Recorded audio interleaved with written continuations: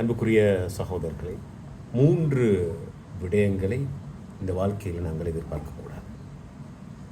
முதலாவது விடயம், லா ராஹத்த ஃபித் துன்யா. இந்த உலகத்தில் ராஹத், அமைதி என்பது கிடையாது.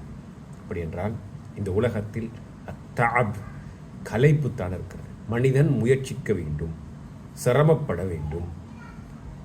எனவே சிரமப்பட்டுவதுதான் இந்த உலகத்துடைய வாழ்க்கையாக இருக்கிறது. எனவே இந்த உலகத்தில் ராஹத்தை எதிர்பார்க்கக்கூடாது. ராஹத் என்பது மறுமையில் தான் ஒரு மனிதனுக்கு கிடைக்கக்கூடியதாக இருக்கிறது.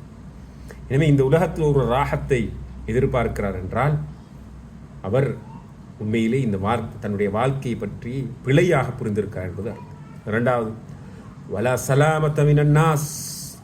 மனிதர்களிலிருந்து உங்களுக்கு ஒருபோதும் சலாமத், பாதுகாப்பு கிடையாது. அப்படி என்றால் உங்களை நீங்கள் மனிதர்களை சூழ வாழ்கிறீர்கள், அவர்களுடைய தீங்குகள் உங்களுக்கு எப்போதும் இருக்கும்.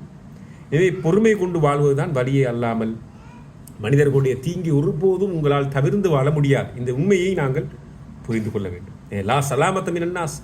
ஏதாவது ஒரு வகையில் எங்களுக்கு மனிதர்களிடமிருந்து அவர்களுடைய கெடுபிடிகள், அவருடைய நோவினைகள் எங்களுக்கு இருந்து கொண்டே இருக்கும். அது எமக்கு நெருக்கமானவராக இருக்கும், தூரமானவராக இருக்கும், நம்முடைய வீடாக இருக்கும், அயலவராக இருக்கும், நாம் தொழில் செய்கின்றமாக இருக்கும், எதுவாகவும் இருக்க முடியும். லா சலாமத்து மினன் நாஸ். எனவே மனிதர்களோடு சேர்ந்துதான் வாழ வேண்டும். ஆனால் அதற்காக அவர்களுடைய தீங்கை முற்றுமுழுதாக இல்லாமலாக்கிவிட முடியும் என்பது சாத்தியமற்ற ஒரு விடயம். இந்த விடயத்தையும் மனதில் வைக்கிறேன். மூன்றாவது, லா நஜாத மினல் மௌத்.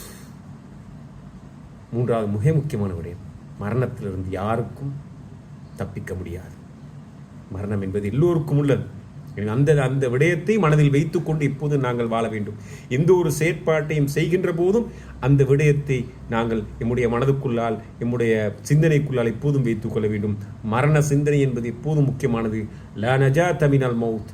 மரணத்திலிருந்து தப்பியவர் எவரும் கிடையாது.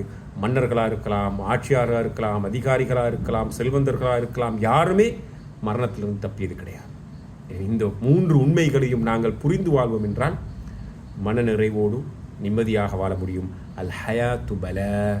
வாழ்க்கை என்பது ஒரு சோதனை. அந்த சோதனை பல வடிவங்களில் வந்து கொண்டே இருக்கும். எனவே அதனை எதிர்கொள்வதுதான் புத்திசாலித்தனமான விடயம். அதனை தவிர்ப்பது அல்ல. தவிர்த்து வாழ முடியாது என்பது நாங்கள் புரிந்து கொள்ள வேண்டும். அஸ்ஸலாமு அலைக்கும் வரஹ்மத்துல்லாஹி வபரகாத்துஹு.